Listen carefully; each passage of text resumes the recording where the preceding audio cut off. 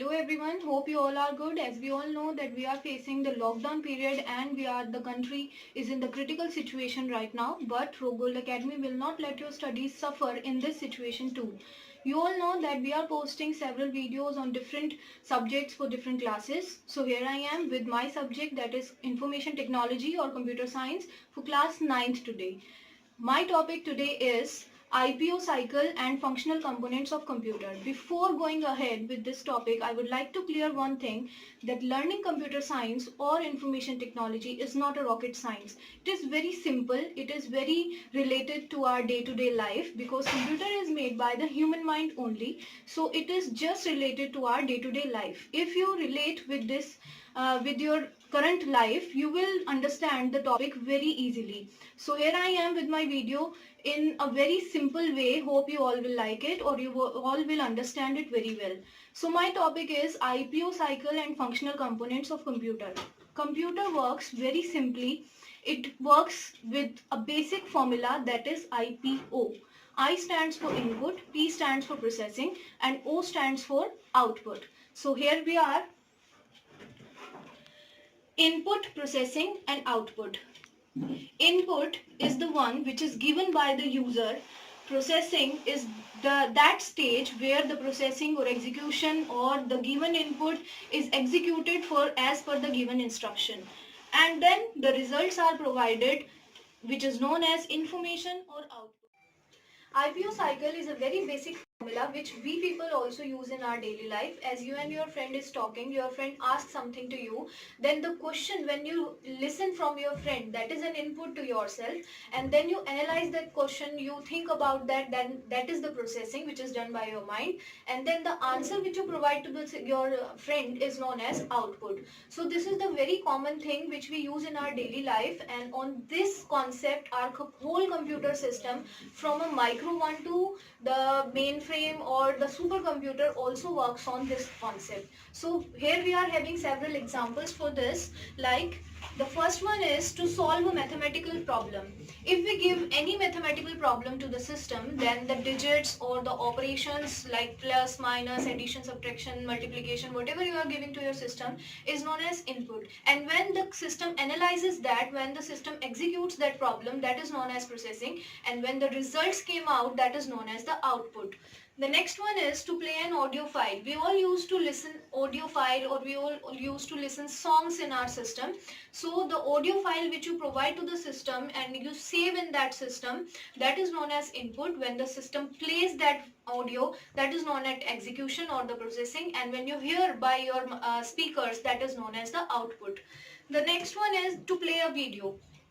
To play a video is again a very simple example. Suppose we recorded a video by the digital camera and we saved in our laptop or in our system, that is known as the input to the system.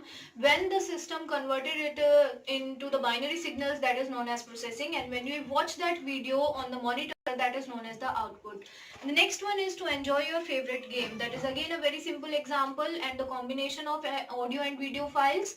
The next one is to save any file. When we create a file, that is known as the input, or we save it or we perform editing on it, that is known as processing. And when we again used to watch that file or use again file in the future, that is known as the output. To edit a picture and many more. Suppose we have captured a picture from our camera or from our mobile, and then we save it in the system and we used to perform several types of editing. We crop that image or something, that is known as processing. And when we watch that final picture, that is known as the output. So this is the basic concept IPO, and that is very simple. I hope you have understand it very well. On this concept, our computer system works using several components. Like for I, yani input, the system uses input devices. For P means processing, the system uses processing unit. And for O, that is output, the system uses output units. So these units or these devices creates the functional components of our computer. So the next topic is functional components of computer. The first one is input unit, which is used to perform the stage 1, that is input. Input unit is the unit are the devices which is used to give input to the system. Most of you have learned that input unit is only used to give input to the system. But that is the half truth. This is not the only truth, or this is not the only work done by the input devices. Input device does one more work for this. Suppose you are having a keyboard, and from keyboard you are typing something. Suppose you have typed A, and what do you think? That A is going to the system? The letter A is going through your wires to the processor? No, it can't go. A can never go to your system in its original form, because A is an English word and your system is an electronic device that works on the binary language. I hope you all know. Binary language and high level language are completely different apart. So there is a need to convert that high level language, means the English whatever you are using or you are typing, to the machine level language, that is binary, the system understands. So input unit performs one more function to convert high level language to binary ones, so that your system can understand it well. Whatever you are typing, what you want from your system, that is only done by your keyboard or your input devices, whatever you are using. So input devices again are of different type as per your inputs. Like if you want to give the textual input, you are having keyboard. If you want to give visual input, you are having a digital camera. If you want to give the audio type of data, then you are having microphone or mic. So there are several types of input devices. Now the input given by the input devices will move to processing unit. Now processing unit, as you can see, is again divided into three parts: ALU, CU and MU. ALU is arithmetic logic unit, CU is control unit, MU is memory unit, which is again of two types: primary memory and secondary memory. The memory which resides in the processing unit will be known as primary memory, and which is externally added will be known as secondary memory. Now, as we all know that processing unit is again having three parts. So here comes the confusion where it goes first. The input provided by the system, where goes first in among all these three parts. So again here comes the daily routine formula, or our day-to-day life experience to decide where it goes first. Suppose I have given you a question. I came to your class, I came to your room, I announces or I dictated a question, mathematical question or science question, whatever you think. So what will be your first step, the very first step? Will you start executing, will you start analyzing that question just by the listening my question? No. The first step will be you write that question on your notebook. You will write the data, you will write the values, you will write the operation, you will write what I have asked to you. So the first step is to write that question on your notebook, and then you will analyze, then you will solve that question on your notebook, and then you will provide the answer. So this is the basic concept what our system, the functional components are going to use. Input unit, the input given by the input unit will send inputs to the memory unit first, because memory unit is the place where the data stores, like your notebook. So the data will goes to memory unit or the primary memory. Now again, primary memory is of two types. We will discuss it on our next video, in our next video. So primary memory is of two types: RAM and ROM. RAM is only for the users and ROM is only for the system. So we have no access to the ROM. So obviously the data will go to RAM first. In the one word answer, the data provided by input unit will goes to RAM first. Now as the RAM will store the data, now here comes the duty of CU. CU stands for control unit. As the name suggests, control unit, that unit which performs all the controlling to the data. It controls the flow of data, it controls the instructional parts of data, where the data goes first, where the data goes next. It is all controlled by the control unit. Now the control unit will check what type of data is inserted in the RAM. Now, if it has any mathematical problem or the logical problem, then CU will take that data to the ALU. Now, ALU will perform all the required calculation or processing, whatever it is required, and give the results back to CU, not to MU. the results will be given back to CU because the data is provided to ALU by the CU only. So the results will be also given to the CU only. Now the CU will decide where we need to store the data. If the user gives instruction to save the data for permanent, for any permanent future use, so it will send the data to secondary memory because primary memory is not for permanent use. It is the temporary memory. So we need to store the data to the secondary memory like our hard disk, CD, DVD, pen drive, whatever you will say. Secondary memory will store the data for permanent use. If the instruction is given to show it on your output, like you want to print that result, you want to show it on the monitor, so it will send to output unit. Now here comes output unit. You all will know that output unit is used to show output to the user, but again it is the half truth. Output unit has one more function like the input unit, because all the system of digital computer system will works on binary, so the result which is provided by the CU to the output unit is again in the binary form. Now if the binary results is shown to the user, user will not get the correct answer.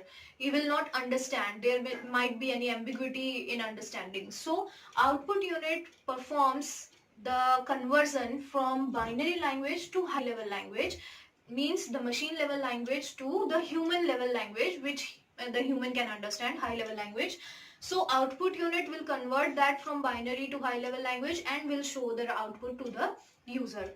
So here we are having several different explanation about each unit.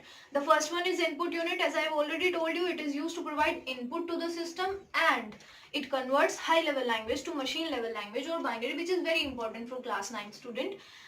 Types and examples. I have already told you for text type of input, you are having the example is keyboard. For audio type of input, if you want to give an audio input to your system, then you are having microphone or mic. If you want to give visual input, you are having digital camera. If you want to give instructional input, means we want to open some file, you want to close anything, so we are having mouse. So these are the examples of input devices along with their types. The next one is processing unit. As I have told you that it has three parts: ALU, CU and MU. ALU is to perform arithmetic and logical functions. Control unit is used to control the flow of data. Memory unit is to store the data, temporary data or basic input-output system type of data, like which is stored in ROM. Temporary data is stored in RAM and BIOS will be stored in ROM. Again, it is of two types: primary has two parts, RAM and ROM, and secondary has again different types of examples like CD, DVD, pen drive. It is again have two parts, but I'm not going to discuss the primary concept of memory because it is again a lengthy topic, so we will discuss in the next video. The next is secondary memory. It is used to store the data permanently. Output unit, the function of output unit, I have told you that it is used to provide output or results or information to the user, back to the user, and it converts binary language to high level language. Again, we are having examples like for text or visual type of input, we are having printer, monitor or plotter. And for audio type of output, we are having speaker. The next is the whole working of IPO cycle or the functional components of computer. The very first was input unit converts the data into binary and sends it to RAM, primary memory, in MU. Next, CU will check the data and take the action accordingly. Like the mathematical functions, the data will be sent to ALU. Now ALU will perform the function and provide the results back to CU. Now CU will again check the instruction, and to save the data will be sent to secondary memory, and to show the output, the data will be sent to output unit. Output unit will convert the data from binary to high level language and will provide the information to the user. So this was the whole concept of IPO cycle and functional components of computer. On this basic idea, the whole computer system works. Right after, from a baker's or from your ENIAC 1, Mark 1, or the microcomputers like laptop or palm top or your mobiles, whatever you say, All these systems work on this basic formula, that is IPO. So this is the basic and beginner's point which everyone should knows. At least the computer student should know about it very deeply. So it is very important, and as per your exams I would also like to mention that this topic contains several types of question, like for 1 mark, for 2 mark, and sometimes for 3 marks also. So I have prepared several questions for you. You can take the screenshots of those questions and solve on your own. So here comes the questions. These are the 1 mark questions including the definition and fill-ups also. The 1 mark question contains like the full forms, whatever I have used, ALU, CU, MU. The data entered by user goes to dash first. I have already told in my video that where it goes first. Input unit converts dash to dash.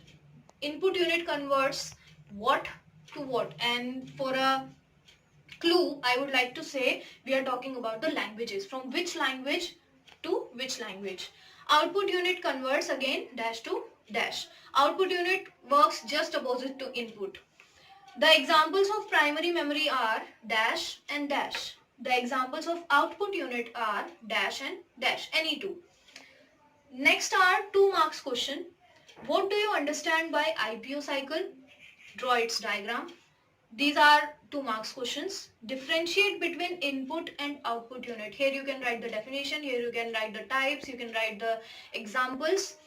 What do you understand by processing unit? Explain its working. Here is asked only about the processing unit, means the 3 parts of processing unit, that diagram, ALU, CU and MU only. So, and its working. Now here comes the 3 marks question. It will be more lengthy than the other one. Draw the diagram of functional components of computer. Explain the working of each component. So you can take the screenshot of this screen and solve these questions on your own.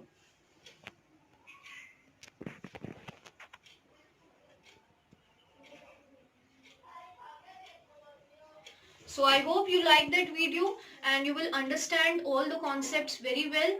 So enjoy this lockdown time, be safe, eat healthy, take good care of yourself and keep studying.